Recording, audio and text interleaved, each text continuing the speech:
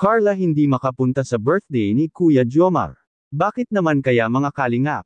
Yan ay atin nang malalaman mamaya mga kalingap. Isang mapagpalang araw sa inyong lahat mga kalingap, sanay hindi nyo po makalimutan na mag-like sa video na ito mga kalingap. At paunawa tapusin muna ang kabuuan ng video na ito mga kalingap at para malaman ang nilalaman nito. At maraming salamat po mga kalingap sa pagpatuloy na pagsuporta lalo na kay Kuya Val Santos Matubang at Kalingap Rab. Hindi naging maganda para kay Kuya Jomar mga kalingap ang nalalapit niyang birthday mga kalingap dahil sa si Kuya Jomar ay hindi maganda ang naramdaman sa kanyang katawan ngayon mga kalingap dahil sa natatamaan si Kuya Jomar ng trangkaso sa katawan. Umaasa ang karamihan sa paggaling kaagad ni Kuya Jomar mga kalingap dahil sa nalalapit na ang kanyang kaarawan. At sa ating napag-alaman ay wala pang tiyak kung saan ba i-celebrate ang kaarawan ni Kuya Jomar dahil sa ilang araw na rin mga kalingap na nasa bahay lang palagi si Kuya Jomar. Nasa sabik ang karamihan sa kanyang kaarawan dahil sa kung mapipili ni Kuya Jomar na sa Naga sila mag-celebrate mga kalingap ay nandoon rin ang mama at lahat ng pamilya ni Kuya Jomar. At sa araw na iyon ay maaring ito na ang pinakamasayang araw para kay Kuya Jomar. Dahil kung sakaling makakapunta si Carla sa kanyang birthday mga kalingap ay makikilala na ni Carla sa wakas ang pamilya ni Kuya Jomar. At ito rin ang inaabangan ng lahat na mangyayari na sana ang panahon na iyon mga kalingap na mapapakilala na ni Kuya Jomar si Carla sa kanyang mga magulang.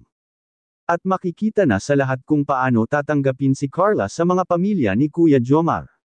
At ang isa sa mga dahilan ni Carla mga kalingap ay kasalukuyang busy si Carla ngayon mga kalingap dahil sa si Carla ay nag-OJT siya sa diet at naging busy sa kanyang pag-aaral.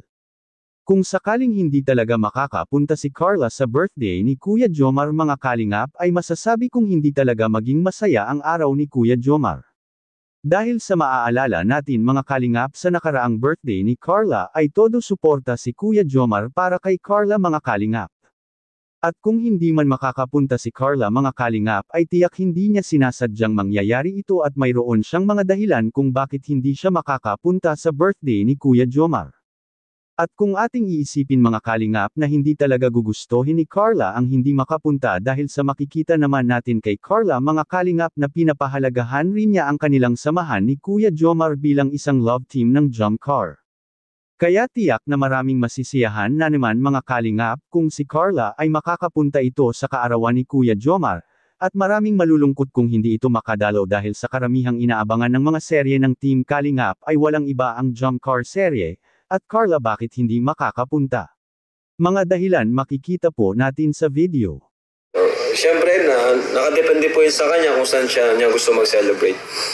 Pero kung sa Naga, malamang sa malamang makakapunta po yun si Carla, syempre, birthday ni Papa Joms yan eh.